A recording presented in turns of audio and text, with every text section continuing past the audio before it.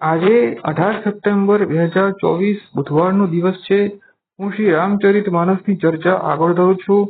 ત્યારબાદ બધા વાનરો શ્રી સીતા માતાની ખોજ કરવા નીકળી પડ્યા અને બધા વાનરો શ્રી સીતા માતાની ખોજ કરી રહ્યા છે. અને જો તેમને રસ્તામાં કોઈ રાક્ષસ મળે તો બધા વાનરો તેમનો સંહાર કરી નાખે છે.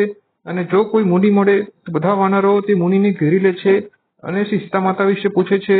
આવી રીતે બધા વાનરો જઈ રહ્યા છે અને બધા વાનરોને ત્યારબાદ તરસ લાગી અને શ્રી હનુમાનજીને થયું કે હવે પાણીની વ્યવસ્થા કરવી જોઈએ.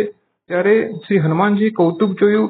તેમણે દૂર પર્વતમાં એક ગુફા જોઈ જ્યાં પક્ષીઓ હતા અને શ્રી હનુમાનજી બધા વાનરોને ત્યાં લઈ ગયા અને પહેલા શ્રી હનુમાનજીએ તે ગુફામાં પ્રવેશ કર્યો.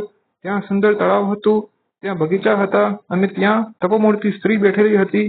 તે સ્ત્રીએ બધા વાનરોને કહ્યું કે હે વાનરો, અહીંનું પાણી પીઓ અને ફળ ખાઓ. ત્યારબાદ બધા વાનરોએ ત્યાં સ્નાન કર્યું, પાણી પીધું અને ફળો ખાધા. ત્યારે તપોમૂર્તિ સ્ત્રીએ બધા વાનરોને કહ્યું કે તમારી આંખો બંધ કરી લો અને જ્યારે તમે તમારી આંખો ખોલશો ત્યારે તમે શ્રી સીતા માતાની જે ખોજ છે તે અવશ્ય પૂરી થશે. તમારે પછતાવાનો વારો નહીં આવે અને તમે ગુફાની બહાર હશો. ત્યારબાદ બધા વાનરોએ તેમ જ કર્યું અને જેવું બધા વાનરોએ આંખો બંધ કરી અને આંખો ખોલી તરત જ બધા વાનરો સમુદ્રના તટ ઉપર હતા. અને તે તપોમૂર્તિ સ્ત્રી ત્યારબાદ શ્રી રામચંદ્રજી પાસે ગઈ. તેણે શ્રી રામચંદ્રજીના ચરણોમાં વંદના કરી અને ત્યારબાદ તે સ્ત્રી જતી રહી. ત્યારબાદ બધા વાનરો વિચાર કરવા લાગ્યા કે હવે 1 મહિનાની જે અવધિ હતી તે પૂર્ણ થવા આવી છે, પરંતુ શ્રી સીતા માતાની કોઈ પણ ખબર હજી સુધી પડી નથી. અને ત્યારબાદ બધા વાનરો વિચાર કરવા લાગ્યા કે જો તેઓ પાછા જશે તો શ્રી સુગ્રીવજી તેમનો વધ કરી નાખશે. અને આવું વિચારીને બધા વાનરો વિચાર કરવા લાગ્યા. ત્યારબાદ અંગદે કહ્યું કે જ્યારે મારા પિતા વાલીનો વધ થયો ત્યારે જ શ્રી સુગ્રીવજી મારો વધ કરી શકતા હતા, પરંતુ સુગ્રીવજી અત્યંત દયાળુ છે. અને ત્યારબાદ બધા વાનરોએ નક્કી કર્યું કે હવે તેઓ શ્રી સીતા માતાની ખોજ પૂરી કર્યા વગર જશે નહીં. અને બધા વાનરો સમુદ્રના તટ ઉપર બેસી ગયા અને ત્યાં સંપાતિ જે જટાયુનો ભાઈ હતો તેણે બધા વાનરોને જોયા અને તે બોલ્યો કે આજે હું ભરપેટ ખાવાનું ખાઈશ અને આજે આ બધા વાનરોનો હું આહાર તરીકે ગ્રહણ કરીશ. ત્યારબાદ સંપાતિને જોઈને અંગદે તેમ કહ્યું કે આપણા કરતા તો જટાયુ ઘણો ભાગ્યશાળી હતો, જે શ્રી રામચંદ્રજીનું કાર્ય કરતા કરતા પરમધામ પહોંચી ગયો. જટાયુનું નામ સાંભળીને સંપાતિ વાનરોની નજીક આવ્યો અને તેણે વાનરોને અભય વચન આપ્યું. અને ત્યારબાદ સંપાતિએ જટાયુ વિશે અંગદને પૂછ્યું. ત્યારબાદ અંગદે જટાયુની બધી કથા સંપાતિને કહી. ત્યારબાદ સંપાતિએ કહ્યું કે હું અને જટાયુ 2 ભાઈઓ હતા અને અમે બંને ભાઈઓ એકવાર ઉડવા લાગ્યા અને સૂર્યની નજીક જવાનો પ્રયત્ન કરવા લાગ્યા. ત્યારે જટાયુ ડરી ગયો અને તે પાછું ફરી ગયો.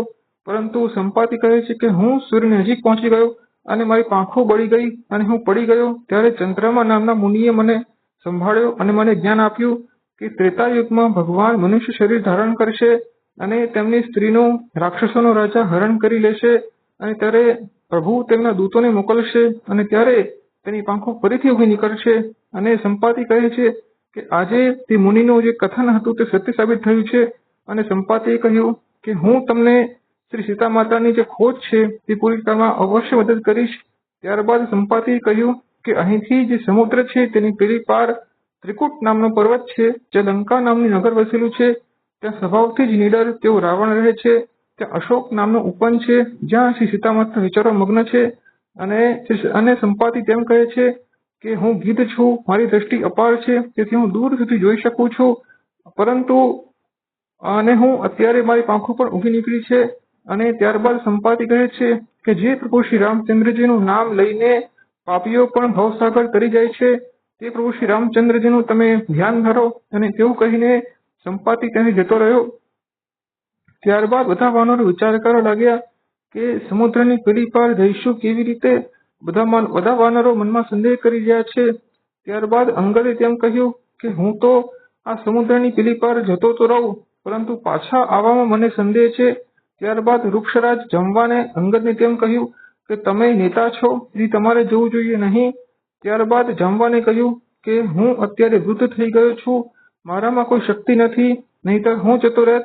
અને જમવાને તેમ કહ્યું કે જ્યારે હું જવાન હતો ત્યારે શ્રી રામચંદ્રજીએ વામન અવતાર ધારણ કર્યો હતો અને ત્યારે બલિરાજાની સામે શ્રી રામચંદ્રજીએ પોતાનું શરીર એટલું મોટું કર્યું હતું તો પણ મેં તેમની 7 પ્રદક્ષિણાઓ કરી દીધી હતી. ત્યારબાદ જામવાન એ વિચારવા લાગ્યા અને જામવાન ત્યારબાદ શ્રી હનુમાનજી પાસે આવ્યા અને શ્રી હનુમાનજીને જોઈને જામવાને તેમ કહ્યું કે હે હનુમાન, હે બળવાન, તમે ચૂપ કેમ છો? તમે પવન પુત્ર છો, તમે પવનના પુત્ર છો, તમારું બળ પવનની સમાન છે, તમે ગુણ અને વિજ્ઞાન અને બુદ્ધિની ખાણ છો. તમારા માટે જગતમાં તેવું કયું કાર્ય છે જે અશક્ય છે? તેથી તમે આ સમુદ્ર અવશ્ય લાંઘી શકો છો. અને ત્યારબાદ જામવાનના આ વચનો સાંભળીને શ્રી હનુમાનજીએ પોતાનું શરીર પર્વત કાય કરી લીધું. તેમનું શરીર સુમેરુ પર્વત સમાન ઊંચું બની ગયું અને સોનાની જેમ તે ચમકી રહ્યા હતા. અને ત્યારબાદ શ્રી હનુમાનજીએ સિંહ ગર્જના કરી કે હું એકલો જ આ જે ખારો સમુદ્ર છે તેને લાંઘી શકું છું અને ત્યાં રાક્ષસો સહિત રાવણનો વધ કરીને ત્રિકૂટ પર્વતને ઉખાડીને અહીં લાવી શકું તેમ છું. ત્યારબાદ જામવાનને શ્રી હનુમાનજીએ કહ્યું કે તમે મને શીખ આપો કે હું શું કરું. ત્યારબાદ જામવાને શ્રી હનુમાનજીને કહ્યું કે હે હનુમાન, તમે માત્ર ત્યાં જાઓ અને ત્યાં જઈને સીતા માતાની ખબર પૂછીને અને તેને તપાસ કરીને પાછા આવી જાઓ. ત્યારબાદ શ્રી રામચંદ્રજી જાતે સ્વયં વાનરોની સેના લઈને ત્યાં જશે અને રાક્ષસોનો સંહાર કરશે અને શ્રી સીતા માતાને લઈને પાછા આવશે. અને ત્યારે શ્રી રામચંદ્રજીનું ગુણગાન દેવતાઓ અને નારદ અને બધા મુનિઓ કરશે.